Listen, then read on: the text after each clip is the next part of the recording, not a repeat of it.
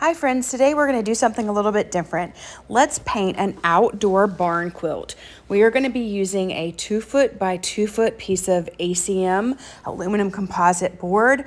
We're going to start by giving it a sand and then giving it one light coat of Killz. Then we're going to go in and paint the entire board with the base coat, and we are using Amy Howard At Home one-step paint for this. I am using the color Gathering. You can see that it is a slightly off-white. I am putting a thin layer on first, and I'm going to let that completely dry. And then I'm going to go in and put a thicker layer on my second coat. Because this pattern, which is a variation of the Sawtooth pattern, has a lot of white in it, I just went ahead and painted the entire board. It just makes it a little easier. I will go in and do a lot of touch-ups with the white after I've painted the pattern on there, just because some of my colored pencil did not want to erase away very well. So I'm giving that a really good coat and then letting it air dry completely. I do not heat dry my barn quilts. It makes the paint crack.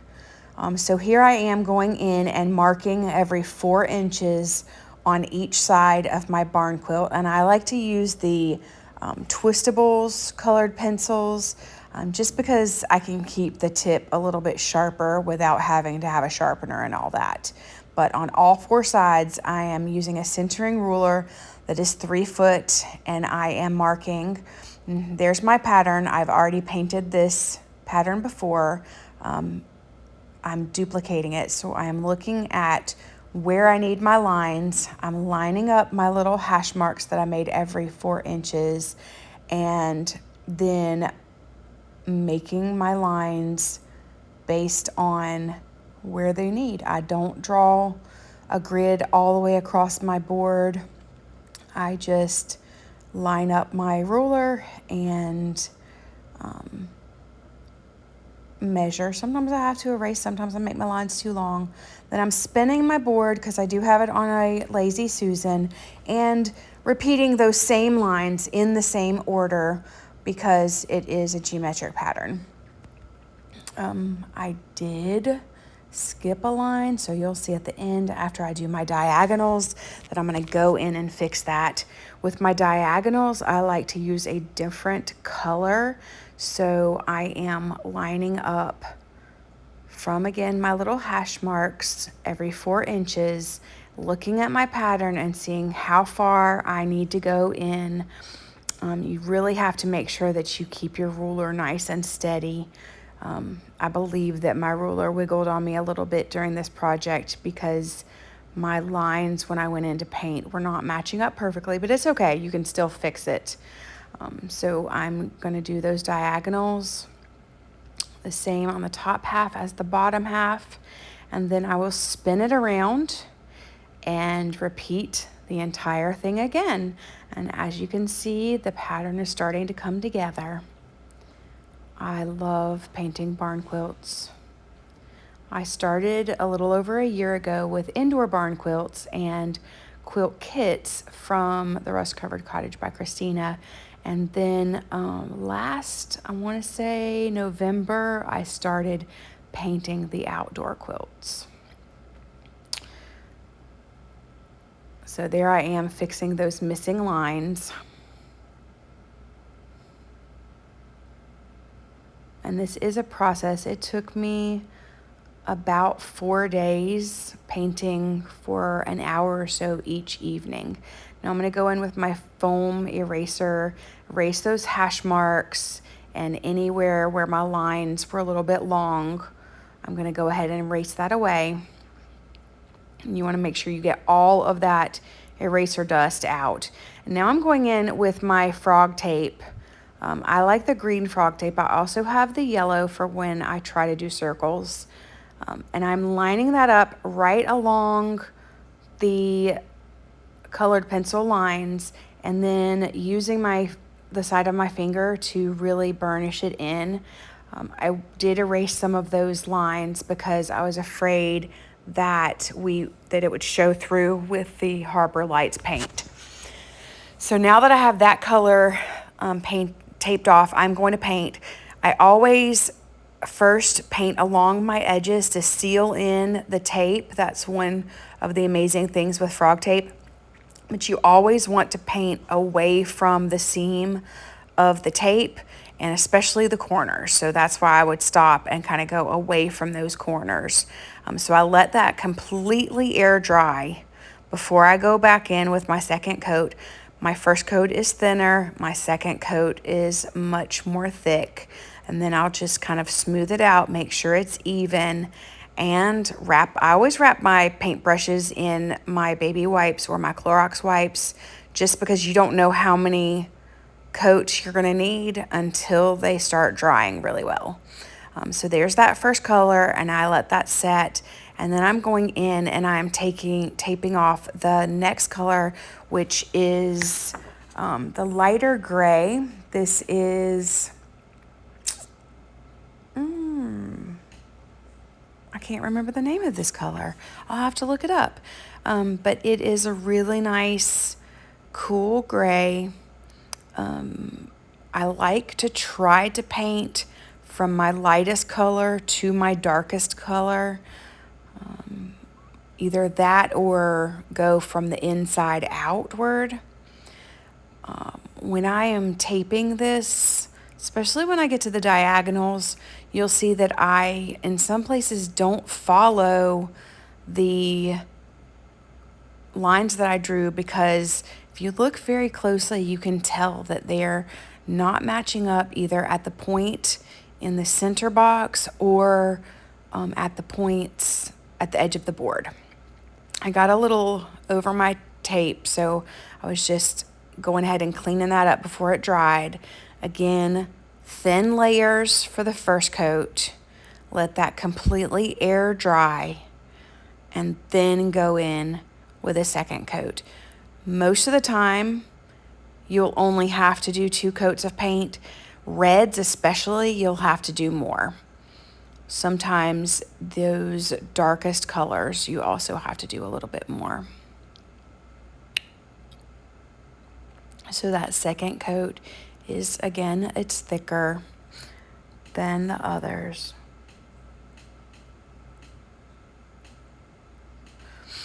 And then let that air dry, and I'm pulling that tape off. When you pull the tape off, you want to make sure that you are you like fold it away from the paint and then at a 45-degree angle or more, so that you get those crisp lines. And now you'll see how those lines are not necessarily matching up, but I want my angles to be correct. So even if I have to do a lot of erasing, it's worth it to have the pattern and the angles line up. Here, if you notice, some of my tape is hanging into where I want my color, and I used to tape these off separately, let one dry and then tape the other, and then I learned that you can just use a box cutter and kind of cut away the tape that is where you don't want it to be. So I have a very short 6-inch metal ruler that I use as my guideline, and then I use my box cutter to just cut that away. And if I mess up, I just add a little bit more tape and do it again, which you're gonna see right there. So it kind of pulled up, my angle wasn't quite right. So I'm just gonna put more tape down, and there we go. And then moving on to the next. These hourglasses are so pretty. I got that piece of tape just a little bit off, and so I pulled it up and rubbed it down. Sometimes I will try to use both sides of my tape, but I did not this time, and I'm glad that I didn't, because some of the colors, I don't know if it's because this is older paint, they wanted to bleed. And if I'd tried to use both sides, it would have been worse. So I'm getting all of those hourglasses taped up before I go in with my Amy Howard at Home One Step in the shade Vintage Affliction. I love these colors.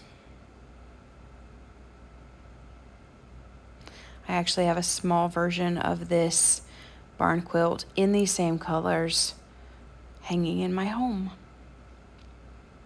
And I did drip a little there, and I'll just grab my baby wipe and get that cleaned up. And again, I'm painting away from the corners and making sure that I go along the seam of the tape to seal in the frog tape. Thin layer first, and then when you go back, thicker.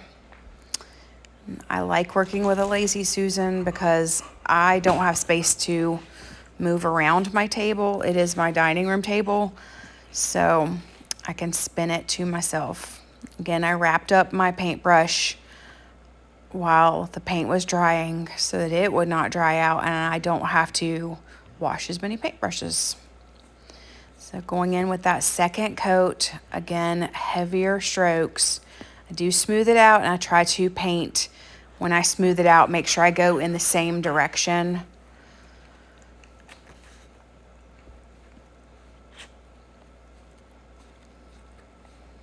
I am using some paintbrushes from Lowe's is where I got them. I have the Prudy brushes. Don't know if I'm saying that right. And then I use the Project Source. It's a little bit bigger, but I actually like the handle on the Project Source paintbrushes better. They don't give my hands as much cramps. So again, if you watch when I'm pulling that tape up, I am making it angle away from the paint so that you get those nice crisp lines. I touched that small piece of tape down. It was just a scrap because I wanted to make sure that I went back and did touch-ups there. So if you see me leave a little spot of tape, it's just because I'm marking where I need to go back in and do some fixing or some erasing. So now I'm going to go in and do the arrows, or the, I don't know, you can call it the chevron type pattern with Brooks Gray, and this is a really deep teal. And I did again have to cut away some of my tape, so I'm just using my little 6-inch metal ruler as my guide to keep my line straight. I know some people can cut a straight line and draw a straight line without help. I am not one of those. So I needed the help of my ruler. My son actually made me a square to use on a 3D printer at his school last year, but I don't want to mess it up, so I don't use it. But I love looking at it. It's on my desk. Let me get all 4 of those taped up before I move on. And again, Brooks Gray is one of those colors where sometimes it's so dark that you might have to do a 3rd layer. I tried really hard not to have to do a 3rd layer, and it worked out this time. But sometimes that color needs a little more.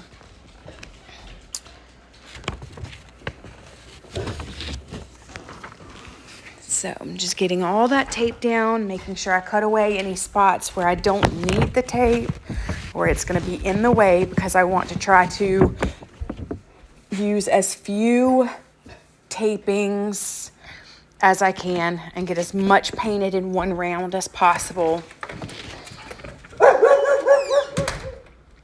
I looked at the gray, and it's Atelier, Atelier is the name of the color.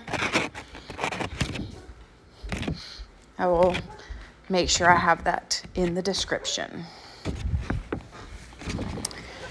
Again, with the Brooks Gray, you can see how deep and rich this color is. I am putting a thin layer on first, making sure that I brush along the paint seams, but away from the corners.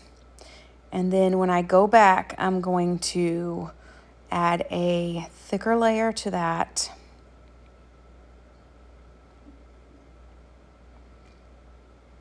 It's so pretty. It usually takes about 30 to 45 minutes for a layer of paint to dry. The second coat, I don't know. Even though it's thicker, I think it takes about the same amount of time. I don't know if it's because it's already on top of dried paint instead of the board. I don't know. But it usually dries in about the same amount of time.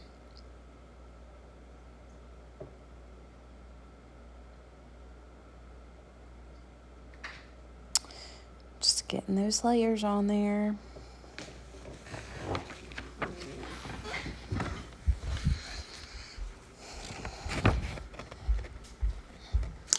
And then cleaning up anything that I need to with my baby wipes. I use baby wipes and Clorox wipes on my boards, just whatever I have handy in that moment. And then again, I'm pulling up the tape and I'm pulling away from the new paint to get those crisp lines.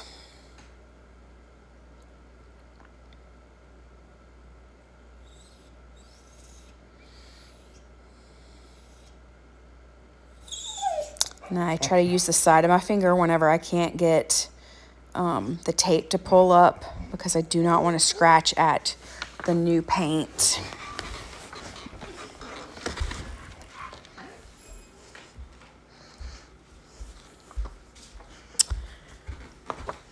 You can see some spots where I've marked for touch-ups. It's not a big deal.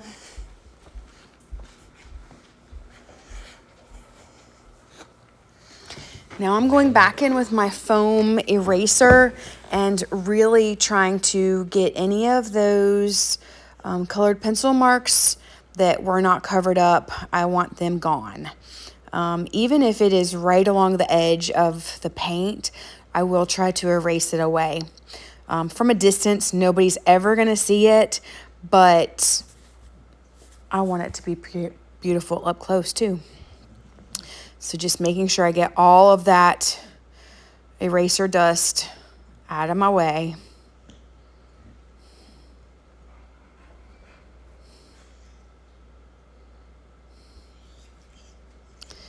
So kind of giving it a little bit of a wash. Then I went in with my smaller paintbrushes and did my touch-ups. I'll go in with sealant, spar urethane later. After about a week of drying, it's ready for the sealant. And here you can see the finished product. I love it. I hope you enjoyed this video. If you did, be sure to subscribe and like. Thanks.